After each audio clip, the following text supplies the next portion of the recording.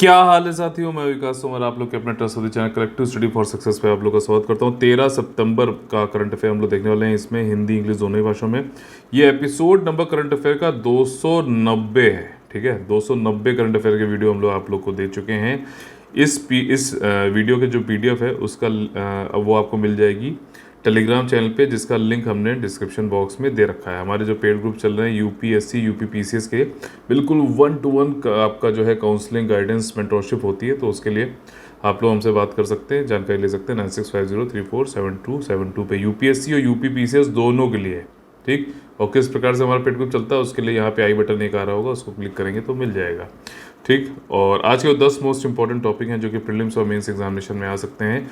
UPSC UPPSC BPSC और other state PC examination में, वो हैं ये सारे, जिनको अब हम लोग देखेंगे विस्तार से। देखिए, सिटीजनशिप अमेंडमेंट एक्ट 2019 में आया था, ठीक। आखिरी में आया था 12 दिसंबर 2019 में आया था। फिर इसको नोटिफाई कर दिया गया था गजट में 10 जनवरी 2020 को। काफ़ी हो हल्ला हुआ था एक्चुअली। अगर इसको शॉर्ट में बताऊं पूरी चीज़, तो सिटीजनशिप अमेंडमेंट एक्ट जो किया, वैसे तो हमारा एक्ट कब आया था सिटीजनशिप वाला, 1955 में। इसमें अमेंडमेंट संशोधन ये किया गया था कि पाकिस्तान, अफगानिस्तान और बांग्लादेश, ठीक, इन तीनों देशों से अगर कोई व्यक्ति जो जैन है, ठीक, बुद्धिस्ट है, सिख है, पारसी है, ठीक है, और आपका जो है क्रिश्चियन है, हिंदू है, ठीक, तो ये जो 1 2 3 4 5 6 जो कम्युनिटीज़ हैं, इनमें से कोई भारत में आया और वापस नहीं जाना चाहता पाकिस्तान, अफगानिस्तान, बांग्लादेश में, क्योंकि उनको लगता है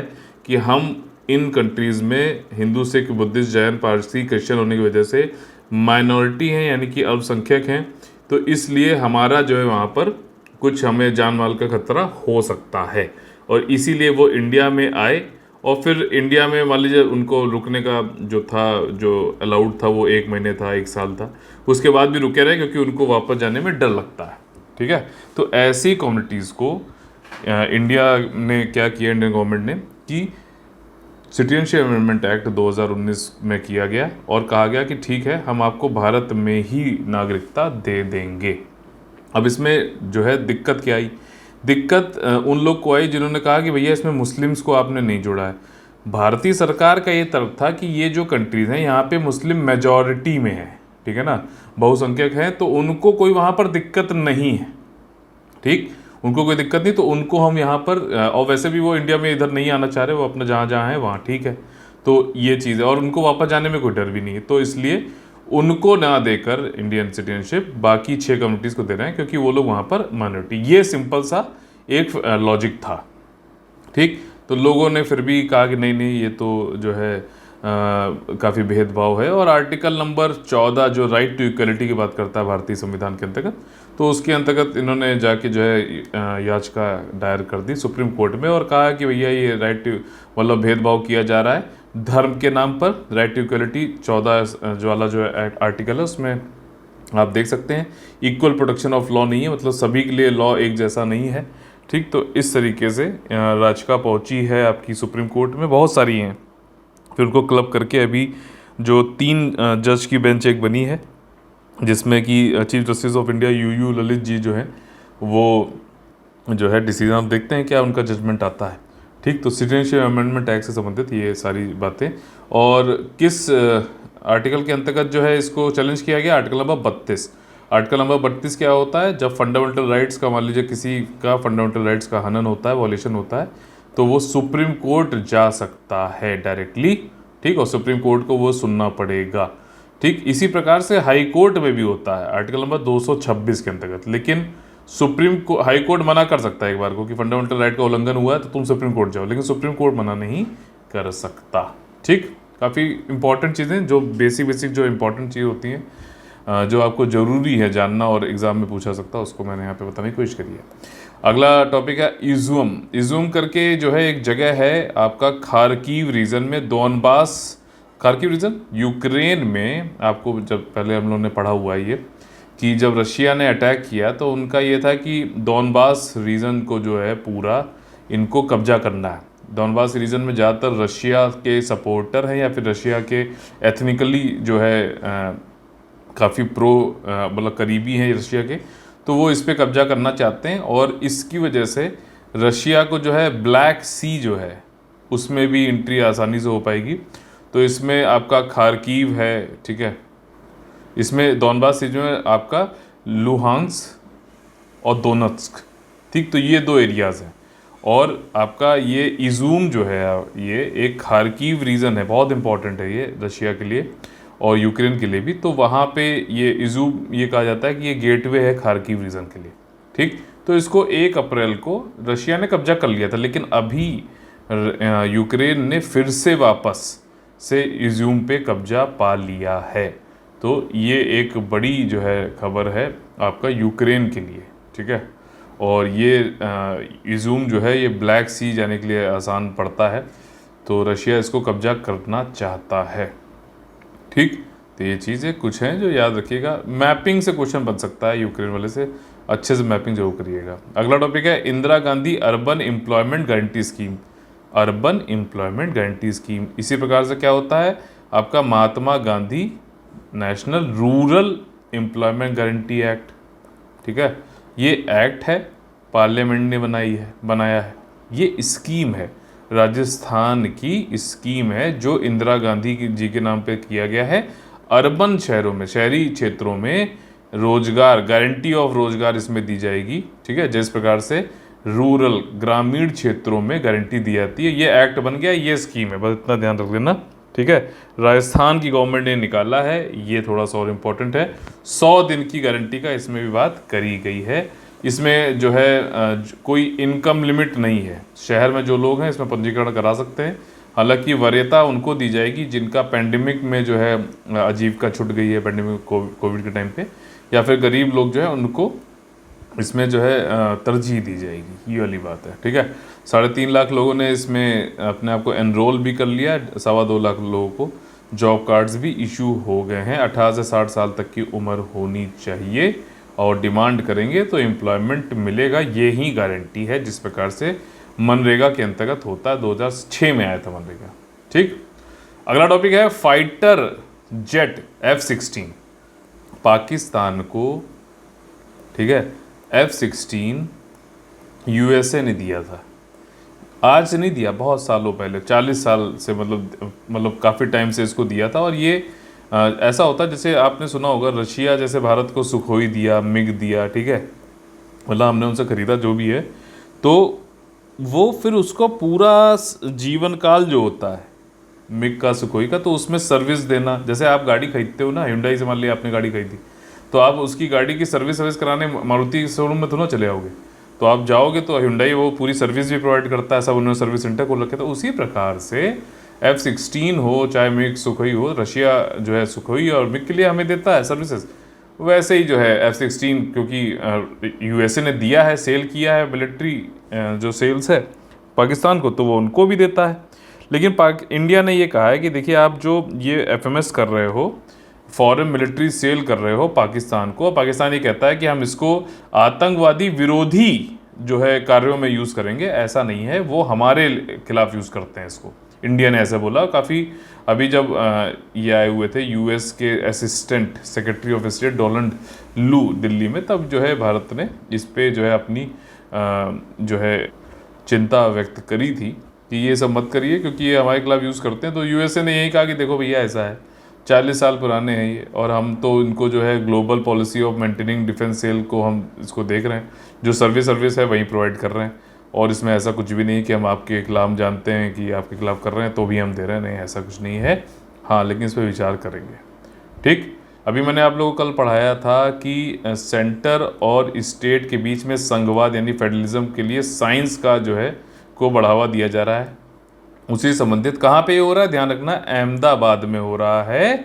और साइंस सिटी इन अहमदाबाद में वाला जो है सेंटर स्टेट साइंस बेस्ड वाला ये कॉन्क्लेव हो रहा है, ठीक। अब यहाँ पे जो union minister science and technology के हैं, ये जितेंद्र सिंह जी, इन्होंने कहा कि ये डैशबोर्ड हम बना देंगे जिसको कि सेंटर और स्टेट दोनों ही लोग देख पाएंगे, और जो बेस्ट प्रैक्टिसेस होंगी वो इस डैशबोर्ड पे दिखा करेंगे, तो ताकि सब लोग इसको, जो भी मतलब स्टेट हैं वो जो चाहते हैं इसको अपनाना वो अपना सकते हैं, ठीक। तो एक डैशबोर्ड, एक वेबसाइट बना दी है, that's it, nothing else. Ahmedabad science city में हो रहा है ये कॉन्क्लेव। एक और कॉन्क्लेव हो रहा है लेकिन डिफेंस से संबंधित, नेशनल डिफेंस एमएसएमई कॉन्क्लेव। अब देखो, medium small, micro small medium enterprises में, ठीक, जो डिफेंस के कुछ इक्विपमेंट्स बनाते हैं उन सब का एक राष्ट्रीय लेवल पे कॉन्क्लेव हो रहा है। समझ में आई बात?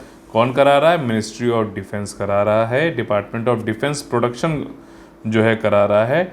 डेफ एक्सपो 2022 इंडिया से संबंधित है। पहली बार राजस्थान में हो रहा है ये, ध्यान रखना, पहली बार। पूछता है इस तरीके के क्वेश्चन, यूपीपीसी और बीपीएससी पूछ लेते हैं। कोटा में हो रहा है, ठीक, कोटा में हो रहा है आपका नेशनल डिफेंस एमएसएमई कॉन्क्लेव। जो एमएसएमई वाले कौन हैं, जो डिफेंस के कुछ इक्विपमेंट्स बनाते हैं, उनसे संबंधित है ये, ठीक। कोटा राजस्थान में 12 सितंबर को हुआ है ये। और ये 2 दिन का जो है राष्ट्रीय रक्षा एमएसएमई कॉन्क्लेव था। और इसमें T-90 टैंक है, BMP टैंक है, आर्टिलरी गन्स है, ठीक है, जो हाविट्जर हमने कई सारी पढ़ी हुई थी, sniper, machine guns, military bridges हैं, इन सबको यहाँ पर प्रदर्शनी इनकी लगाई गई है, ठीक। और यूथ, जो लोग मतलब यूथ हैं, डिफेंस सेक्टर में आके नए नए स्टार्टअप करना चाहते हैं, एमएसएमई के थ्रू में बनना चाहते हैं, तो उनके लिए भी यहाँ पे बढ़ावा उनको दिया जा रहा है। इसका इनॉग्रेशन लोकसभा स्पीकर ओम बिरला जी ने किया था। नेक्स्ट टॉपिक है वर्ल्ड फिजियोथेरेपिस्ट डे, 8 सितंबर को होता है, इतने ध्यान रखना। फिजियोथेरेपी में क्या होता है, कुछ एक्सरसाइजेस करा के कई सारी चीज़ें, जो जोड़ों में दर्द हो रहा, मस्कुलर पेन हो रहा, तो उसको सही किया जाता है। मोदी जी ने फिजियोथेरेपिस्ट को काफ़ी उनका जो है कहा है कि बहुत महत्वपूर्ण भूमिका निभाते हैं, काफ़ी उनका मतलब मोरल हाई किया है मोदी जी ने भी। 8 सितंबर को होता है, that's it. World parliament of religion 1893 Chicago में, ठीक, विश्व धर्म संसद हुई थी। भारत की तरफ से जो प्रतिनिधित्व कर रहे थे माननीय स्वामी विवेकानंद जी थे, ठीक। इन्होंने जो है भारत का और हिंदुज़म का जो है को मतलब यहाँ पर प्रतिनिधित्व कर रहे थे, रिप्रेजेंटेटिव थे, ठीक। और इन्होंने जो वहाँ पे भाषण दिया था, भाई साहब, आज तक लोगों के जो है कानों में गूंजता है। क्या व्यक्ति था, मतलब क्या एक होता ना, कहते हैं कि एक ऑरा, अलग टाइप का ऑरा है। आज भी मतलब इनकी बातें आप पढ़ो, इनके बारे में पढ़ो, तो आपका मतलब आप बहुत थके हारे भी अगर महसूस कर रहे होगे ना, मतलब पहले तो पढ़ने इनके बारे में पढ़ने के बाद आपको लगेगा कि नहीं यार, ज़िंदगी सिर्फ ऐसे आराम से या फिर हारते रहने से नहीं है। ज़िंदगी जो है मैं बहुत कुछ करने के लिए है, बहुत कुछ आप कर सकते हो। बहुत ही, मैं बता रहा हूँ, बहुत ही मतलब इनविंसिबल पर्सनालिटी थे, ठीक है, स्वामी विवेकानंद जी। ऐसे ही नहीं है, सुभाष चंद्र बोस जी भी स्वामी विवेकानंद जी से इन्फ्लुएंस थे, सोचो आप उस समय, ठीक, जब वो अपने यूथ में रहे हों। आज जो है 100 साल से ज़्यादा हो चुके हैं, तब भी हम उनके बारे में पढ़ रहे हैं। तो यहाँ पर शिकागो में जो इन्होंने भाषण दिया, जिस प्रकार से भारत को, हिंदुज़म को इन्होंने वहाँ पर रिप्रेजेंट किया, काबिल तारीफ। रामकृष्णा मिशन, वो आपको पता ही है, ठीक। 12 जनवरी को इनका जो है बर्थडे होता है, जिसको हम लोग नेशनल यूथ डे भी मनाते हैं। वेरी वेरी इम्पॉर्टेंट पर्सन, इनके बारे में ज़रूर पढ़िएगा। और इन्होंने वहाँ पर जाके जो शुरुआत की थी कि my American brothers and sisters करके, ज़बरदस्त। मतलब अगर मैं कहूँगा कि आप कभी ऐसा फील कर रहे हो कि मोटिवेशन आपके अंदर नहीं आ रहा है, तो आप इनसे ज़रूर, इनके बारे में पढ़कर, इनके कार्य पढ़ के ज़रूर जो है ले सकते हैं। अच्छा, इनका बताइए कि असली नाम क्या था, ठीक है, स्वामी विवेकानंद जी का असली नाम क्या था, ज़रूर बताइएगा, ठीक है। अगला टॉपिक है विनोबा भावे जी, बहुत एक बेहतरीन पर्सनालिटी, ठीक है। आप अभी इनका बर्थ एनिवर्सरी थी, तो मोदी जी ने जो है ट्रिब्यूट किया है आपका विनोबा भावे जी। आप लोग, कई लोग ने सुना होगा कि आचार्य विनोबा भावे, ठीक, इनको आचार्य बोला जाता था, ठीक, एक टाइटल दिया गया था, लोगों ने दिया था। और भूदान मूवमेंट के लिए इन्होंने मतलब अपील करी थी। जब देश आज़ाद हुआ तो बहुत बड़ी दिक्कत थी ज़मींदारी वाली, और जो फ्यूडलिज्म, जो सामंतवाद जो चल रहा था उससे संबंधित, तो कई सारे लैंड रिफॉर्म्स किए गए थे। तो उसके बाद भी इन्होंने लैंड रिफॉर्म्स कई जगह हुए, सक्सेसफुल नहीं हुए। इन्होंने फिर लोगों से अपील की थी कि अगर मान लीजिए आपके पास ज़्यादा ज़मीन है तो आप भूदान करें, लैंड का डोनेशन करें, ठीक। तो इसके लिए काफ़ी ज़्यादा मशहूर हैं ये। और इनका नाम है विनायक नरहरि, ठीक। 1895 से 1982 तक ये जिंदा रहे। और नॉन वायलेंस, अहिंसा और मानव अधिकार के बहुत बड़े प्रवक्ता थे ये, ठीक, विनोबा भावे। इनको जो है राष्ट्रीय टीचर भी कहा जाता है। ये क्वेश्चन बन सकता है कि बताइए which of the following is also known as national teacher of India. तो कई लोग सर्वपल्ली राधाकृष्णन लगा देंगे अगर ये चीज़ नहीं पता होगी तो, क्योंकि लोग लॉजिक लगाएंगे। लॉजिक क्या लगाएंगे, अरे नेशनल टीचर्स डे होता है, इनके बर्थडे पे तो वही होंगे। नहीं, नेशनल टीचर ऑफ इंडिया जो है वो विनोबा भावे जी को बुलाता है, और ये आध्यात्मिक उत्तराधिकारी सक्सेसर भी थे, महात्मा गांधी भी इनको बोला जाता है। बहुत प्रख्यात दार्शनिक थे, और गीता को इन्होंने ट्रांसलेट किया था मराठी लैंग्वेज में, गीता के नाम से, मदर गीता इन मराठी। ठीक, नेक्स्ट टॉपिक इंपॉर्टेंट टॉपिक है। देखिए क्या है कि भारत से कई सारे जो बच्चे हैं मेडिकल की पढ़ाई करने के लिए चाइना जाते हैं। चाइना में जो है आपको पता है कि कोरोना की वजह से अभी भी उनके यहाँ कई जगहों पे लॉकडाउन चल रहा है कोरोना की वजह से, तो काफ़ी जो बच्चे गए हुए थे वो दिक्कत में आ गए वापस बहुत मुश्किल से आ पाए हैं, या फिर अब वापस आना पड़ा। 2.5 साल से तो कुछ हो ही नहीं रहा वहाँ पे, दिक्कत बहुत ज़्यादा है। तो अब क्या है कि इंडिया ने कुछ गाइडलाइन इशू की है स्टूडेंट्स को जो पढ़ना चाहते हैं, मेडिसिन की स्टडी करना चाहते हैं चाइना में। उन्होंने कहा है 2 चीज़ें मैं यहाँ पे बताना चाहता हूँ कि जो भी इंडियन स्टूडेंट्स हैं जाना चाहते हैं, बाहर पढ़ना चाहते हैं फॉरेन में, ठीक, तो उनको पहले तो नीट यूजी का जो एग्ज़ाम है उसको क्लियर करना पड़ेगा। पहली चीज़, एक एग्ज़ाम ये क्लियर करिए, ठीक, जो भी जाना चाहते हैं इंडियन स्टूडेंट बाहर पढ़ना चाहते हैं। ठीक है, नीट के लिए भाई साहब इंडिया में भी आपको नीट, कोई मेडिकल एजुकेशन अगर परस्यू करनी है तो नीट का एग्ज़ाम देना ही पड़ता है, तो बाहर भी जाना तो आपको ये देना पड़ेगा। दूसरी चीज़ उन्होंने कही है कि जो फॉरेन मेडिकल ग्रेजुएट एग्ज़ाम है इंडिया में उसको भी आपको अपियर होके क्लियर करना पड़ेगा, तभी आपको चाइना में मेडिसिन प्रैक्टिस करने के लिए लाइसेंस मिलेगा। ठीक, अब मान लो पढ़ाई कर लोगे उसके बाद मेडिसिन प्रैक्टिस भी तो करोगे ना, तो वो फॉरेन मेडिकल ग्रेजुएट एग्ज़ाम जो है इसको क्लियर करना पड़ता है इंडिया में। ठीक, तभी आप इंडिया में भी कर पाते हो मेडिसिन प्रैक्टिस। भाई डॉक्टर की तरह जो है ऐसा थोड़ा ना आपने पढ़ा और फिर सीधे आप जो है दवाई बांटने लगे, दवाई प्रिस्क्रिप्शन लिखने लगे, आपको ये क्लियर करना पड़ता है। तो यहाँ पे करना पड़ेगा, तो उसी प्रकार से चाइना में भी अगर आपको करनी है प्रैक्टिस मेडिसिन तो आपको ये लाइसेंस लेने के लिए ये FMGE लॉन्च आपको क्लियर करना पड़ेगा। तो ये चीज़ें अभी बताई गई हैं। ठीक, चलिए आज के MCQs देख लेते हैं। हमारी ताज़ा तरीन MCQs मल्टीपल चॉइस क्वेश्चंस की जो PDF है ये भी आपको टेलीग्राम चैनल में मिल जाएगी। हमारा एक और चैनल है जो करंट अफेयर क्विज नाम से है, ठीक है, तो उसमें वाली PDF आप लोग को मिलेगी, तो उसको आप लोग जरूर ज्वाइन कर लीजिएगा ताकि एक सेग्रीगेट हो जाए MCQs के लिए। एक डेजिग्नेटेड जो है चैनल हम लोग ने यहाँ चालू किया, तो उसका लिंक भी मैं डिस्क्रिप्शन बॉक्स में दे दूँगा, और वहाँ पर आपको और भी MCQs डेली मिलेंगे। ठीक, करंट अफेयर के भी और जनरल स्टडीज़ के भी पहले आपको बताया जाएगा, फिर आप उसको अटेम्प्ट कर सकते हैं। ठीक, तो चलिए पहला क्वेश्चन देख लेते हैं। पहला क्वेश्चन है choose the correct statement regarding assume. Assume से संबंध में सही कथन चुने। इज्यूम को दोनबास क्षेत्र का प्रवेश द्वार माना जाता है। दोनबास क्षेत्र का प्रवेश द्वार माना जाता है कि खार्किव, बताइए। तो देखिए खार्किव भी दोनबास रीजन का हिस्सा है, तो ये आंसर पहला स्टेटमेंट सही है। दूसरा स्टेटमेंट है it is considered a passage to the Mediterranean sea. Mediterranean sea के लिए पैसेज है क्या मार्ग है? नहीं, ब्लैक सी के लिए। सही पूछा गया, दूसरा स्टेटमेंट गलत है। दूसरा स्टेटमेंट नहीं हो सकता, बी और सी नहीं हो सकता, और डी भी नहीं हो सकता। ठीक है, तो यहाँ पर ए ओनली आंसर हो जाए क्योंकि एक ही सही है। ठीक, नेक्स्ट क्वेश्चन है आपका करेक्ट। इंदिरा गांधी शहरी रोजगार गारंटी योजना के संबंध में सही कथन चुने। तो ये कथन पहला है, शहरों में रहने वाले गरीब और ज़रूरतमंद परिवारों को वर्ष में 150 दिन मांग पर काम के माध्यम से आर्थिक सहायता प्रदान करेगा। तो 150 दिन है क्या? बताइए। 100 दिन है। ठीक है, 100 दिन है। मनरेगा में कितने दिन होते हैं बताइए? ठीक, कमेंट करिएगा। Those in the age group of 18 से 60 साल residing within the limits of urban local bodies are eligible to demand and get employment in the identified segment. तो ये कैसा, ये सही है कि गलत है? 18 से 60 साल है, सही है कि नहीं बताइए?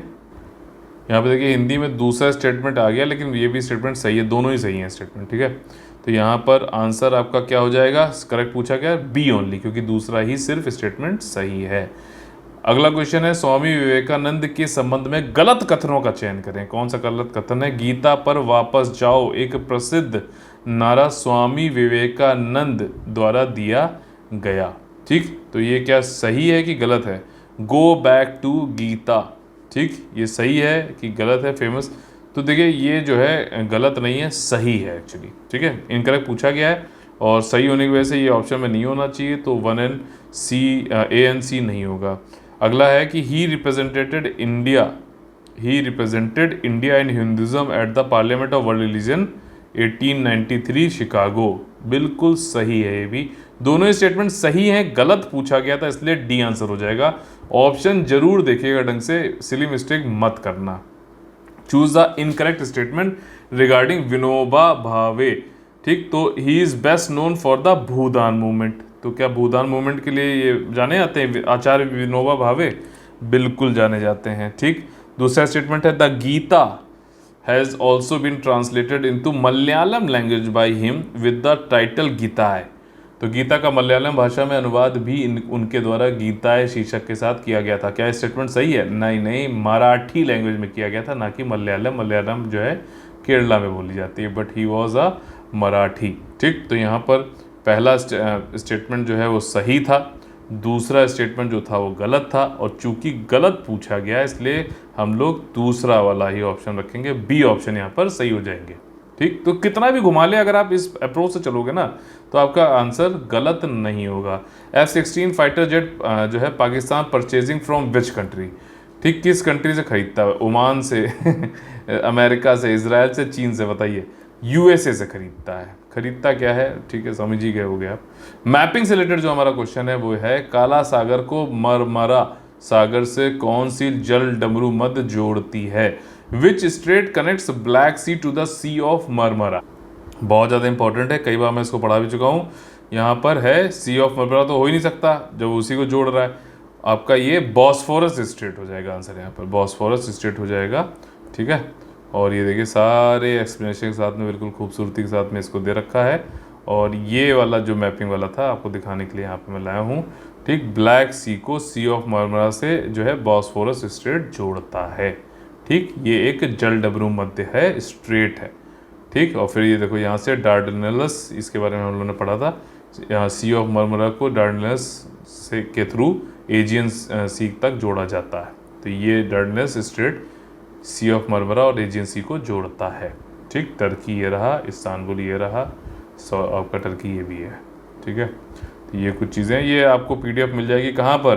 टेलीग्राम चैनल पे, जिसका लिंक कहाँ दिया है? डिस्क्रिप्शन बॉक्स में, ठीक। चलिए क्वेश्चन देख लेते हैं। देखिए आप लोग को क्वेश्चन दिया गया था 12 सितंबर को जीएस पेपर 2 इंटरनेशनल रिलेशन संबंधित, इकोनॉमी से भी इसको जोड़ सकते हैं, बट इसमें कई सारे इंटरनेशनल कम्युनिटी नेशंस का जो है इसमें था रिलेशन संबंधित, तो इसलिए इसको पेपर 2 में डाला गया है। अब किस पेपर में डाला गया है उसके हिसाब से भी आपको आंसर करना होता है, ठीक। क्वेश्चन नंबर 54 था, what is Indo Pacific economic framework, ठीक, यूएसए बिडेन, ठीक। पहला पार्ट क्या हो गया कि आप IPEF को डिफाइन कर दो, question mark. Discuss it's prospects and challenges, तो बी में आपको प्रॉस्पेक्ट और चैलेंजेस बताने हैं, ठीक। और सी में आपको सोल्यूशन देते हुए आंसर खत्म कर देना। 10 मार्क्स का है, टू द पॉइंट लिखना, चाहे 10 का हो चाहे 15 का हो, ठीक।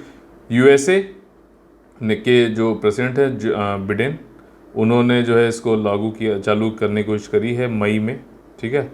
और इसका मेन फोकस क्या है? एक तरीके का इकोनॉमिक फ्रेमवर्क है, ज़्यादा अच्छा जो है व्यापार हो सके, फेयर व्यापार हो सके। जो 4 थीम थी ना वो इसमें आपको जरूर लिखनी पड़ेंगी, ठीक। व्यापार बढ़िया से हो, क्लाइमेट चेंज वाली जो चीज़ें थी उसको देख रेख करना है, ठीक। डिकार्बनाइजेशन, वो सारे जो 4 वो वाली लिखने हैं आपको, ठीक। सप्लाई चेन डिसरप्शन ना हो, ठीक, वो लिख देना। यूएसए के द्वारा चलाया गया, कौन कौन है? 14 मेंबर्स हैं, उनके नाम लिखने पड़ेंगे, या फिर मैप में दिखा दीजिएगा तो बहुत अच्छी बात है।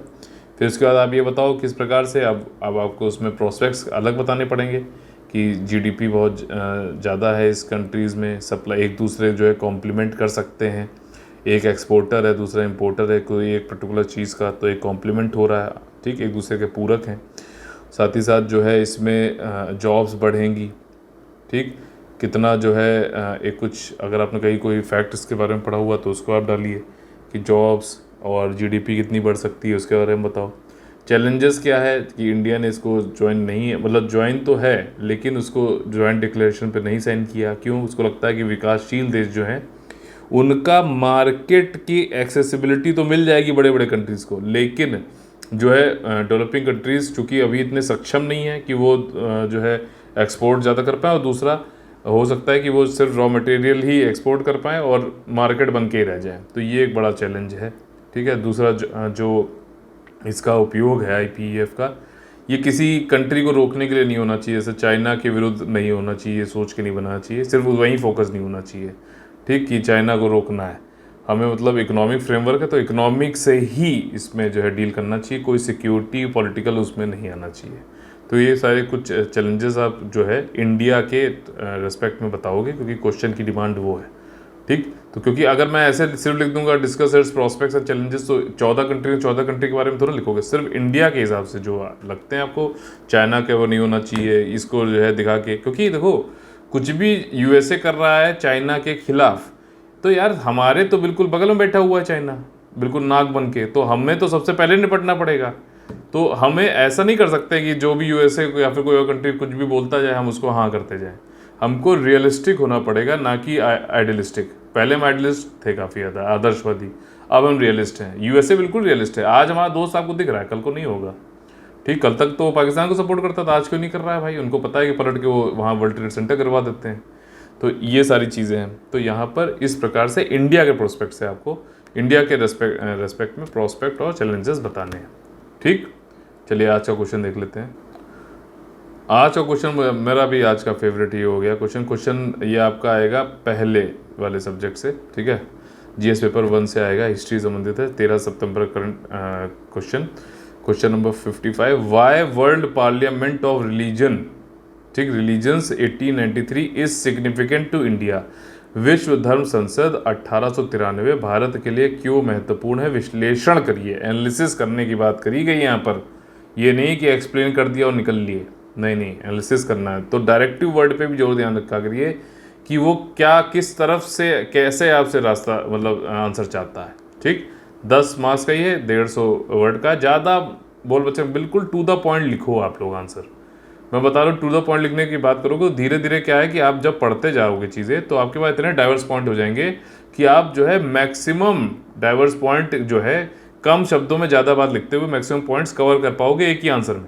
अभी से अगर आप जो है हर चीज़ को तिल का ताल बना के लिखने लगे, तो आप वहाँ जाके जो है पॉइंट लिखोगे 2 और जो है पूरा पेजेस आपके बढ़ जाएंगे, तो वो नहीं करना है। ठीक, तो चले चलते हैं अपने मोटिवेशनल कोट की ओर। और मोटिवेशन से पहले जो है आजीविका की बात कर लेते हैं। देखिए 2023 प्रीलिम्स का मेंस का जो है हमारा पेड ग्रुप चालू है UPSC UPPCS के लिए।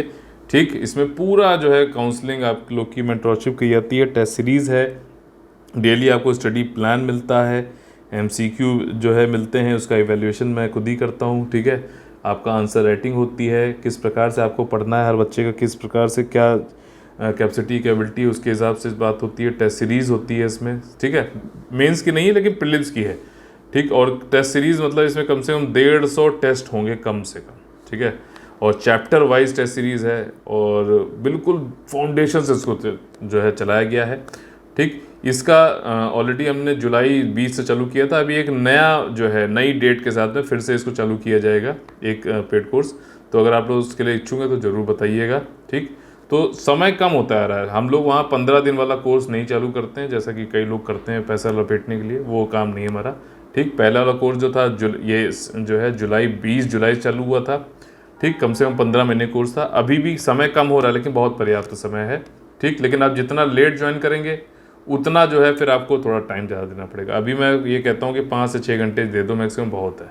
ठीक, अगर आप मान लो आखिरी के 2 महीने वाला जो कोर्स हमारा ज्वाइन करोगे तो मैं उसमें कहूँगा भैया कि आपने पहले से कुछ पढ़ रखा हो तो अच्छी बात है।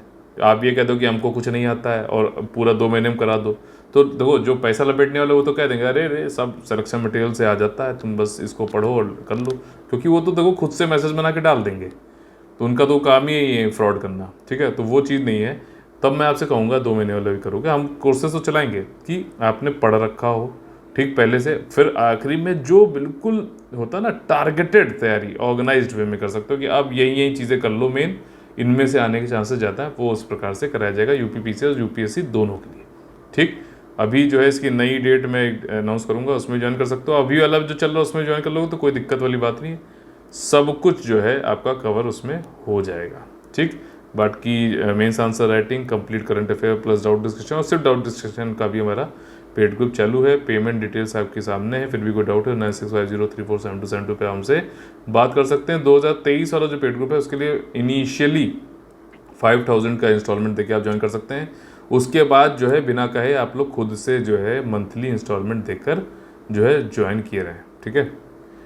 और आज का जो मोटिवेशनल कोट है वो ये है कि अगर आप किसी विषय में महारत हासिल करना चाहते हैं, समझिए, अगर आप किसी विषय में महारत हासिल करना चाहते हैं तो इसे दूसरों को सिखाना शुरू कर दें। मान लो करंट अफेयर मैं पढ़ा रहा हूँ आपको, तो मैं भी तो सीख रहा हूँ ना यार। मैं, आप टीचर्स डे पे आप लोग मुझे विश कर रहा था, मैं कह रहा था भैया आप लोग मेरे टीचर्स हो। क्यों? क्योंकि मैं आपसे सिखाता हूँ तो मैं और ज़्यादा सीखता हूँ।